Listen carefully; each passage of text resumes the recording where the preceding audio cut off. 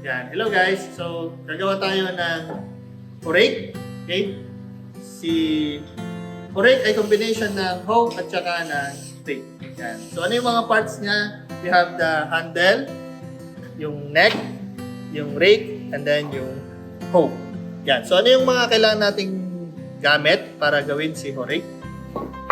Kailangan natin ng holding tools, yung mga vice grip, then yung cutting, yung box saw, and yung cross-cut saw. Then we have the wood chisel, yung center punch, yung several na grit. Ito ay 120 grit na sandpaper. Then we have the rust file, flat file, lapis and chalk, yung tri-square, yung vernier caliper, tape measure, ball peen hammer, and then wood glue. So ito yung mga materials na kailangan natin para sa paggawa ng orek. First, we have the square tube na 1 by 1 inches. Then 1.5 inches width na flat bar. Round bar na 6 mm yung diameter. And then 1.5 by 1.5 na kahoy. Okay? Okay, so gagawin natin yung neck ng orek natin. Kailangan lang natin mag-measure ng 1.5 inches mula sa dulo. Okay.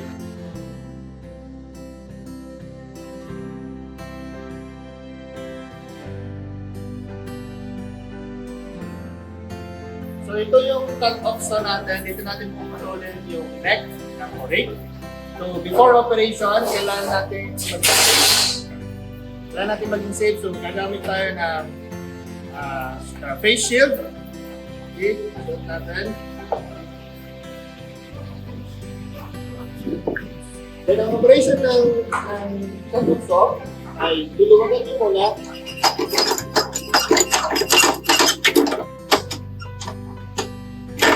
Pwede nyo itaas ito para mabalik siyang i-move. Ilagay nyo yung material. Tutulak nyo muna and then isara nyo yung inangat natin kanina. Then make sure na naka-off muna yung cut-off saw. Tapos, sa taas ang hawak, hindi mo hawakan na ganito. Sa taas ang hawak. And then, ibababa natin. Then, din sa kabila, dun yung makikita yung mark. So, iusog nyo lang hanggang tumapat siya doon sa labas ng talim.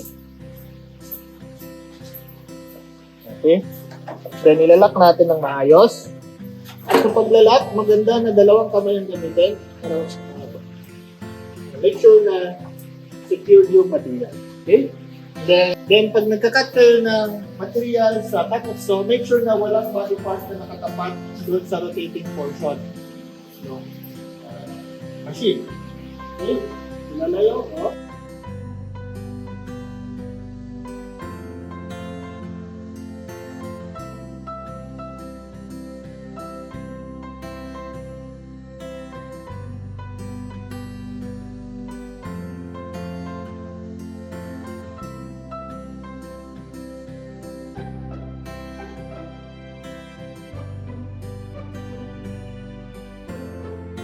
So right after cutting the material, mainit yan. So huwag nyo agad hahawakan.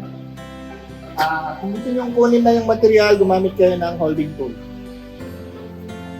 So gamit yung vice grip.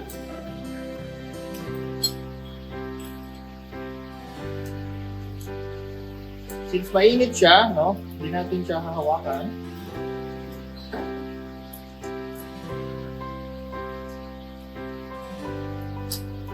Yan.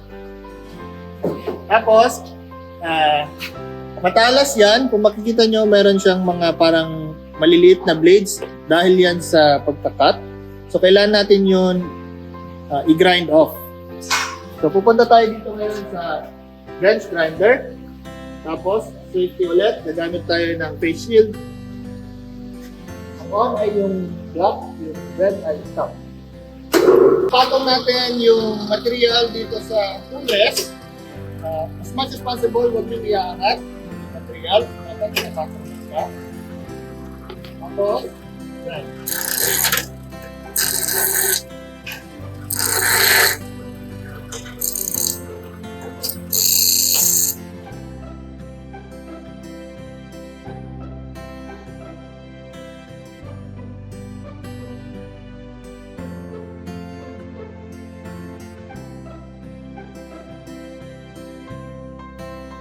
After nung i-grind, pwede nyo isasaw dito sa liquid, cooling liquid natin dito. Tapos, turn off lagi yung machine kapag hindi na ginagamit. Always secure the material bago tayo mag-file.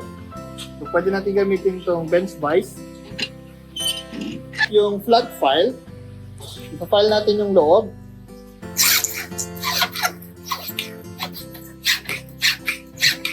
Yung itsura niya after nyo siyang putulin at i-grind and i-file. Yan. So malinis yung loob, malinis din yung labas niya. Okay, so gamit yung 1.5 by 1.5 inches na wood. Puputol tayo ng handle. So bago nyo putulin, maganda na i-mark nyo muna kung gaano kahaba yung puputulin ninyo. Sa case natin ay 11 inches, pero since mag-wood turning tayo, dadagdagan natin ng excess na half inch.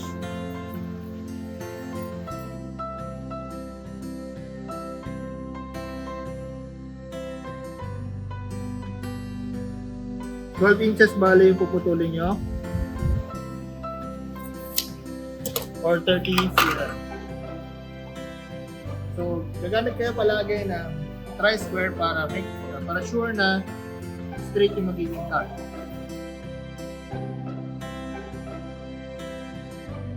So, bago natin siya lagariin, make sure na naka-gloves kayo. Okay? Tapos, isi-secure natin yung material sa bench vise. Make sure na hindi masyadong malayo yung mark from the clamping zone or yung sa bench vise natin. Then, i-lock natin ng maayos. Tapos gamit yung backsaw, ay puputulin natin yung kahoy.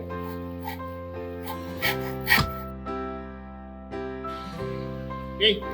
Then, we have to get the center. Parang yung ginawa nyo sa skill horse. So, gagawa tayo ng cross mark sa both sides ng kahoy. Side ay lalagriin natin. So, isi-secure ulit natin siya. Pero vertical yung pagkakasecure.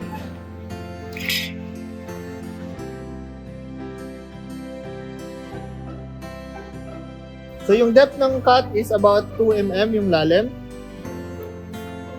Then, letter X yung ma-form natin na pattern.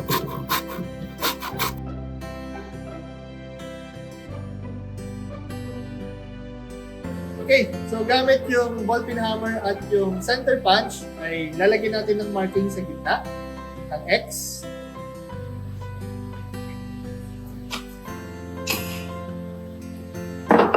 Kabilaan yan. So pati dun sa other side, lalagyan din natin.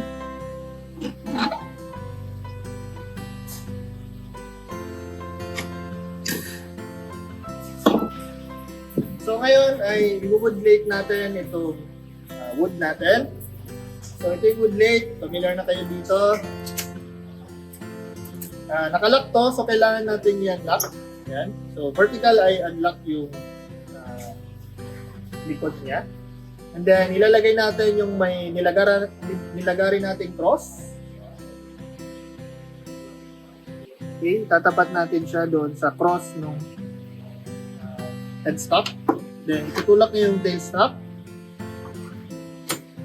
Hanggang sumakto siya doon sa... Okay, then ilock muna natin ito yung stock. Tapos ito yung pang-adjust para sure na kumapit yung material. Then itest nyo kung hindi sasabit yung material doon sa tool rest natin. So ito ay hindi sasabit. Pero gusto ko ay nasa gitna siya. So ito yung pang-unlock ng tool rest.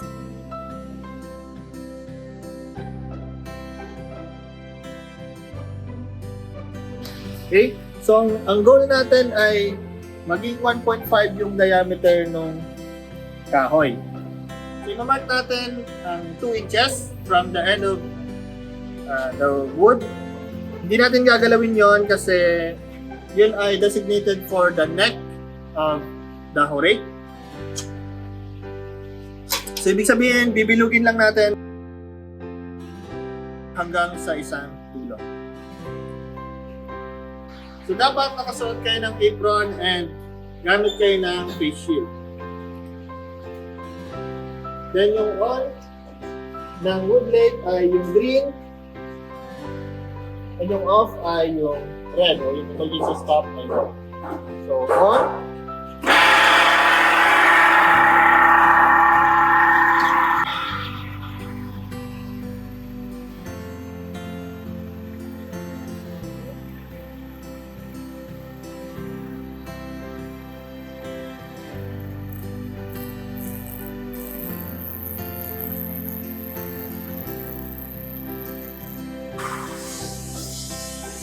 So, kailangan natin i-mark yung 2 inches gamit itong tool na to. Okay?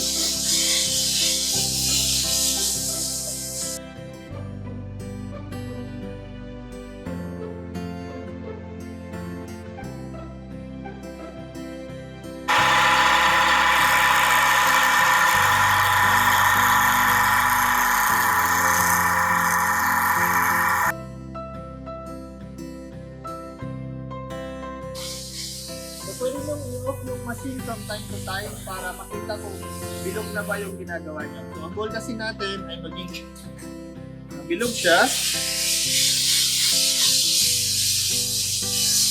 na 1.5 inches yung diameter. So, ito ay hindi pa masyadong bilog, so kailangan siya ay bilog na bilog.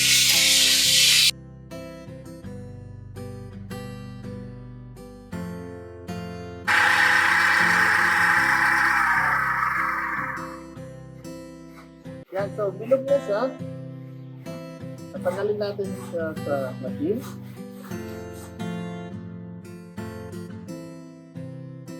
So, i-form natin tong handle in such a way na hindi siya iikot pag ginamit mo siya pang palo. So, para siyang sa ballpeen hammer, kung makita niyo yung handle niya ay hindi siya bilog na bilog. Meron siyang oblong part. Okay? Parang oblong siya. So, ganun yung gagawin natin dito. Free kayo kung paano yung gusto nyong design ng handle, pero as much as possible, hindi siya bilog na bilog. So, gagamitin natin yung wood vise and yung jack plane para bawasan yung handle. So, sa paggamit ng wood vise, kung makikita nyo siya, meron siyang portion na walang thread. Okay? So, kailangan nasa taas yun para ma-move nyo siya ng abante at atras. So, ilagay nyo yung kahoy, tapos itulak natin. So, pag tinulak nyo yan, hindi pa yan completely secure. Kailangan nyo pang ikutin yung handle.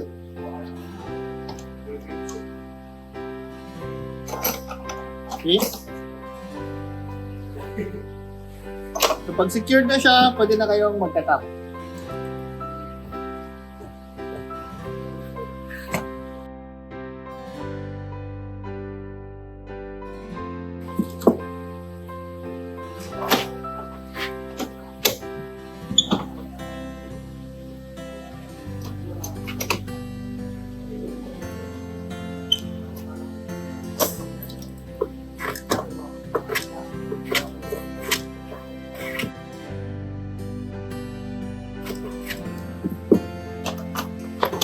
So, medyo nagkaroon na siya ng form, medyo oval na siya. So, free kayo kung gaano kalaki yung gusto nyong handle.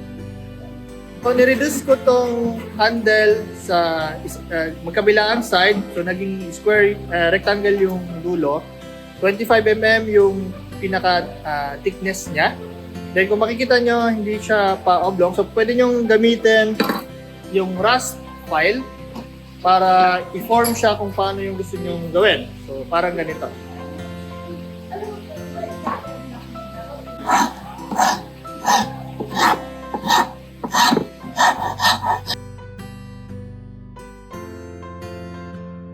Yung isang side ay sinubukan kong gumamit ng Rust file. Yung other side, subukan natin gumamit ng spoke shape.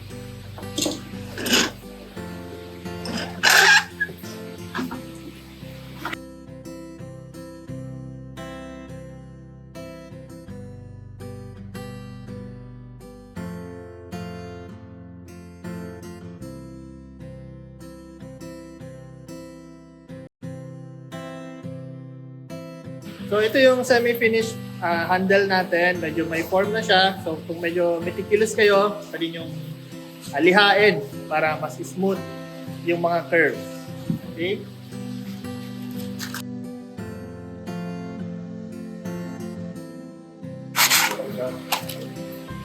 Then next step natin ay kailangan sumuot itong neck doon sa pinakadulo. So kanina nag-allot tayo ng 0.5 inch na space para sa wood turning. And then this time, tatanggalin natin yon, may iwan lang yung hanggang dito sa my neck. Then kailangan sumuot yung neck.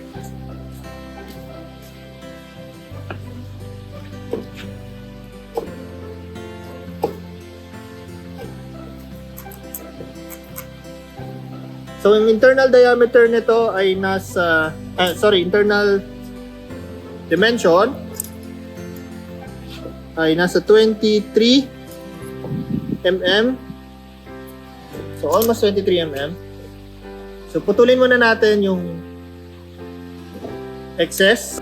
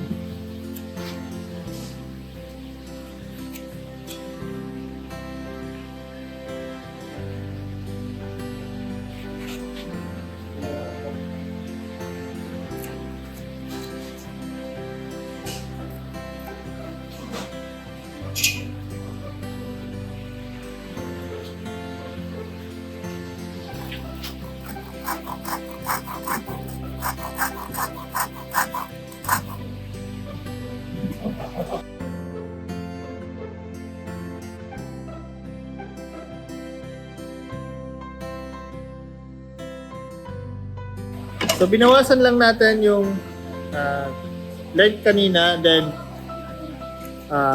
kailangan nyo siyang imano-mano na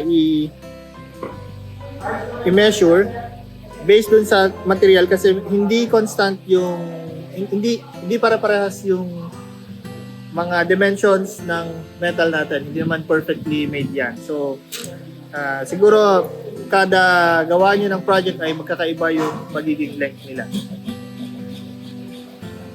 So medyo trial and error na yung paggagawa natin para sumuot yung neck doon sa handle.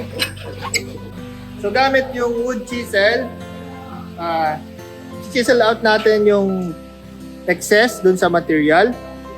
Then gagamitin nyo ay yung ball peen hammer or para kapag yung ibabaw ay gawa sa metal. Pero kung ito ay plastic or gawa sa wood, gagamitin nyo ay wood mallet. So sa paggamit ng chisel ay huwag nyo bibiglain. Paunti-unti lang yung pagkain dun sa kahoy. So mayroon kasing tendency ang kahoy na mabasag, hindi straight yung cut niya pag ginamitan mo ng chisel.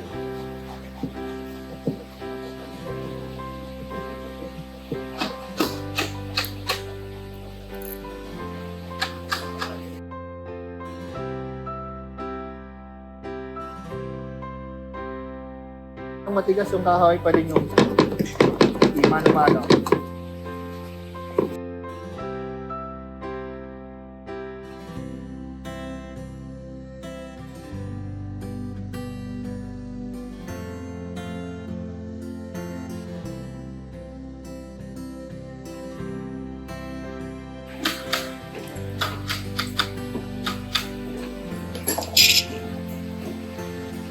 Gamit yung wood chisel ay naging ganito na yung dulo ng handle. Tapos make sure na napapasok yung neck. Okay, so pumapasok siya. Okay lang kahit medyo maluwag, huwag lang masyadong maliit yung matira. And then, ang gagawin natin ngayon ay ilalagyan natin ng wedge yan para kumapit dun sa neck, hindi matanggal yung neck. So, kadalasan, isang side yung wedge, isang vertical. So, para mailagay mo yung wedge, kailangan mo lagariin para meron siyang sukutan.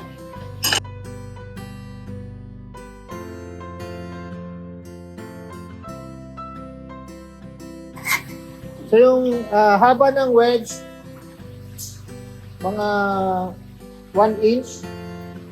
Okay? Gamit yung bakso. Paglagay rin. Tapos, gagawan na tayo ng wedge. So, gagawa tayo ng wedge para dun sa handle. Pwede kayo gumamit ng bakso, pwede rin itong hacksaw. So, subukan natin muna gamit yung bakso.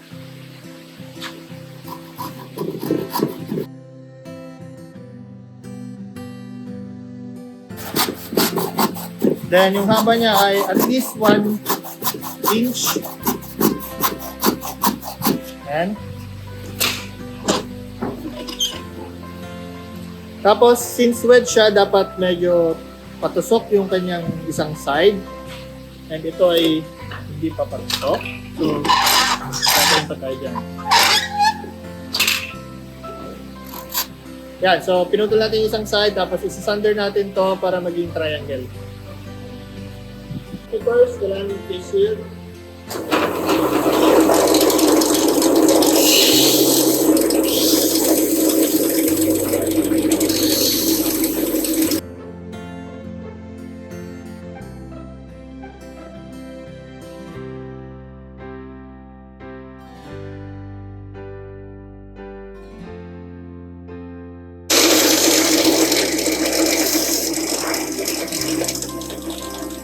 So, ganyan yung magiging itsura ng wedge.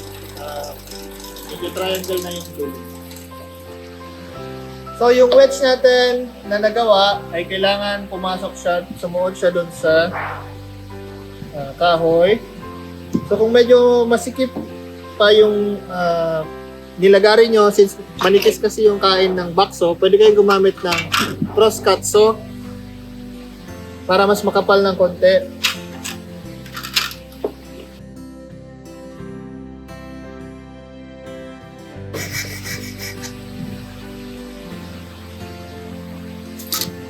Okay? Tapos, puputulin nyo na to kapag nailagay nyo na siya. Para dun sa hoe na part ng rake, kailangan natin ng 5 inches length ng flat bar. So, gagamitin natin yung floor shear para putulin yung flat bar. So, sa paggamit ng floor shear, kailangan yung itapat yung linya. So, kung gumawa na kayo ng layout ng 5 inches, itatapat natin yung line doon sa blade.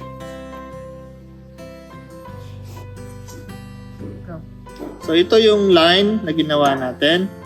Tapos itatapat natin siya sa talim ng floor shear, parang gunting. So gagawin natin yun na nakalagay ito. Ito kasi yung pang-kontra doon sa material para hindi gumalaw. So, gagawin nyo yun. Then, sisilipin nyo dito sa taas. Okay?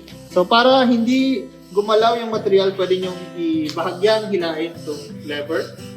Then, sa paggamit ng floor shear, kailangan yung balanse yung pag-apak nyo. So, bandang harap yung isang paa, bandang likod yung isang paa. Tapos, dalawang kamay.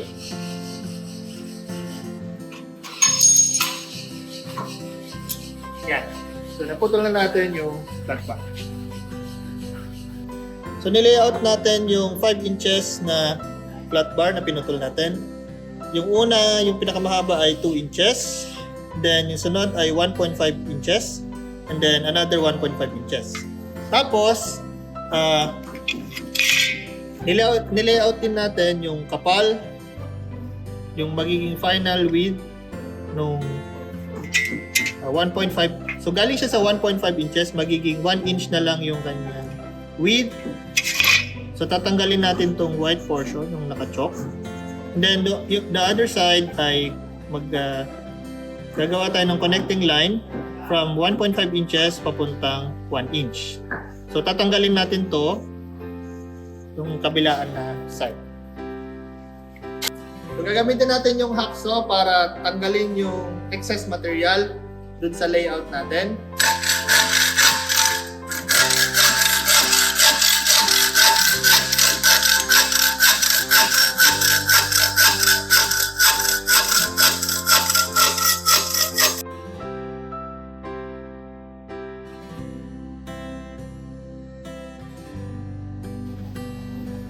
So, i-layout na lang ulit natin yung kung saan tayo magbe-bend. Yung una ay dito sa straight na 1 inch. So, bend natin yan ng 90 degrees. Then, yung other one, so gamitin nyo yung layout na ibibigay sa inyo para makuha yung 15 degrees na bend nung pinakadulo.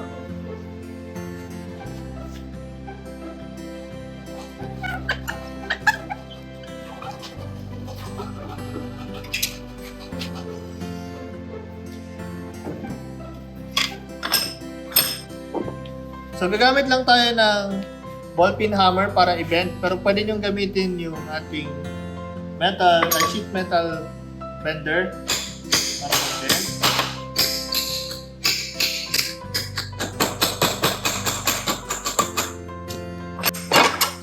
So, meron na tayong 90 degrees, and then yung 15 degrees.